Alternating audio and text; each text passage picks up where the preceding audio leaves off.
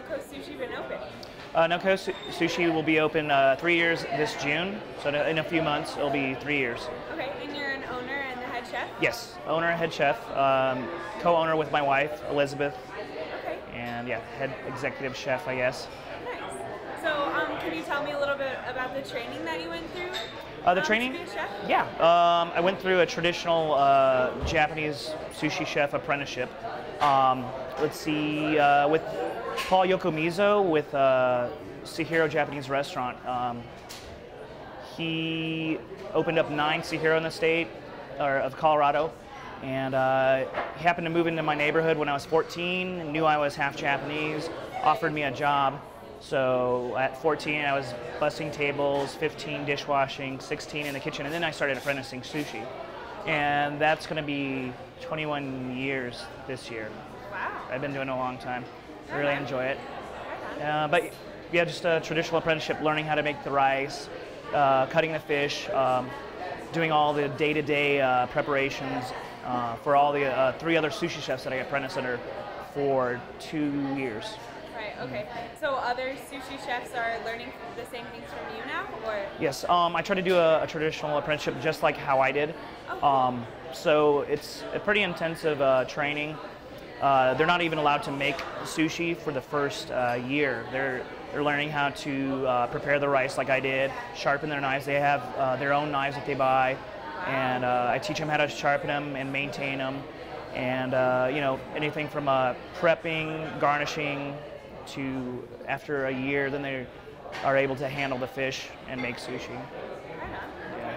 So, what would you say sets No Coast apart from other restaurants in town or other sushi restaurants in general? What sets us apart, I think, is number one is the training, because I really do an intensive training that's pretty traditional to Japanese standards. Even though our restaurant, our menu and atmosphere isn't traditional, I still think that's the basis of good education is having a traditional apprenticeship.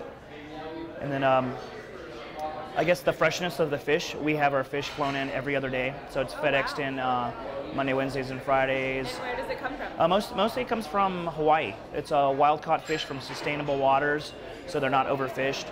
And then the other fish that we carry is mostly Japanese and from Asia.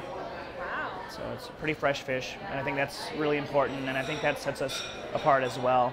And I think another thing would probably be the atmosphere of the restaurant here. It's really lively, more contemporary, more modern feeling rather than more traditional Japanese restaurants that you would most likely go to. Like with the live music and things? Yeah, exactly. So Kellen plays Monday nights, and you have different genres of music other nights, right? Yeah, we try to mix it up. But yeah, with Kellen playing music, live guitar Monday, I think really sets us apart. And then on Wednesday nights we have Ryan, DJ Strangefellow. He's the music director at KFM, and he DJs Wednesday nights, and it's more electronic music. Right. And then other times during the week, we just play our own mix, like our own playlists that we make up. All the employees will make their own playlists, and it could depend from reggae to some hip hop to pop punk.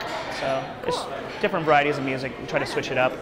And can you tell us a little bit about the bar and kind of the different sort of drinks you have? Yeah, well, mostly because I've always thought that, if you pay so much attention to making things from scratch, like we do in the kitchen, like almost everything, all the sauces are made from scratch and daily. And I've always thought, why not the bar? Like the bar should be able to do that. Instead of buying pre-mixes and, sweet, sour, and things like that, I have the bartenders coming in and daily making their own sweet sour mixes from scratch. So they're squeezing by hand lemons, limes, making a simple syrup, having them do mojitos in a different fashion to where I have them making a simple syrup and then simmering mint leaves, and then taking that, our own Bloody Mary mix. It's a very unique Bloody Mary mix with fresh, real wasabi, and so we try to make it different here. Even with the garnishes, the cocktails, different garnishes. Like we'll use a gummy shark for the tsunami, and grapes, fresh fruits, things like that. Well, is there anything else you want to tell us about No Coast? No, just I think it's a great place to come and dine at, and it's lively and really, I think, fresh and new, especially for Grand Junction. Cool. All right. Well, thank you very much. All right. Thanks, Emily.